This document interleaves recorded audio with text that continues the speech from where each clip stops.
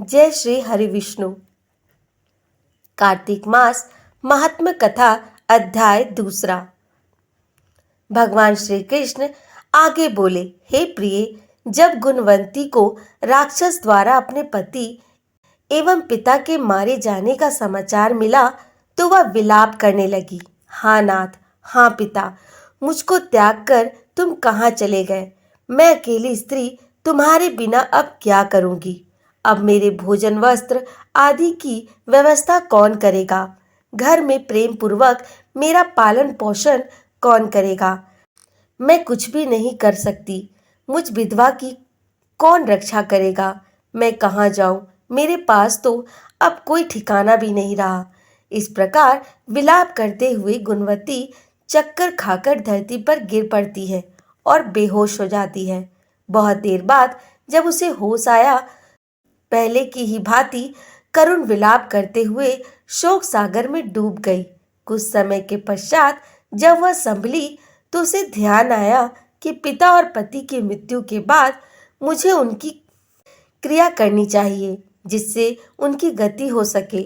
इसलिए उसने अपने घर का सारा सामान बेच दिया और उससे प्राप्त धन से उसने अपने पिता और पति का श्राद्ध आदि क्रम किया। तत्पश्चात वह उसी नगर में रहते हुए आठों पहर भगवान विष्णु की भक्ति करने लगी। उसने मृत्यु पर्यंत तक नियम पूर्वक सभी एकादशियों का व्रत और कार्तिक महीने में उपवास और व्रत किए। हे प्रिय, एकादशी और कार्तिक व्रत मुझे बहुत ही प्रिय है। इनसे मुक्ति, भुक्ति, पुत्र अथवा संपत्ति प्राप्त होती है। कार्तिक मास में जब तुला राशि पर सूर्य आता है तब ब्रह्म मुहूर्त में उठकर स्नान करने एवं व्रत का उपवास करने वाले मनुष्य मुझे बहुत प्रिय है, क्योंकि यदि उन्होंने पाप भी किए हो तो सभी स्नान एवं व्रत के प्रभाव से उन्हें मोक्ष प्राप्त हो जाता है। कार्तिक में स्नान, जागरण, दीपदान अथवा तुलसी के पौधों की रक्षा करने वाले मनुष्य साक्षात भगवान विष्णु के समान है। कार्तिक मास में मंदिर में झाड़ू लगाने वाले, स्वास्तिक बनाने वाले अथवा भगवान विष्णु की पूजा करने वाले मनुष्य जन्म मरण के चक्कर से छुटकारा पा जाता है। ये सुनकर गुणवती भी प्रतिवर्ष श्रद्धा पूर्वक कार्तिक का व्रत और भगवान विष्णु की पूजा करने लगी। हे प्रिय, एक बार उन्हें ज्वर हो गया। वह बहुत कमजोर भी हो गई। फिर भी वह किसी प्रकार गंगा स्नान के लिए चली गई। गंगा तक तो वह पहुंच ही गई, परंतु शीत के कारण वह बुरी तरह कांप रही थी। इस कारण वह शिथिल हो गई।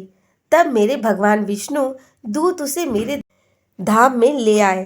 तत्पश्चात ब्रह्मा आदि देवताओं की प्रार्थना पर जब मैंने कृष्ण का अवतार लिया तो मेरे गण भी मेरे साथ इस पृथ्वी पर आए, जो इस समय यादव है। तुम्हारे पिता पूर्व जन्म में भी देव शर्मा थे, तो इस समय त्रषाजित है।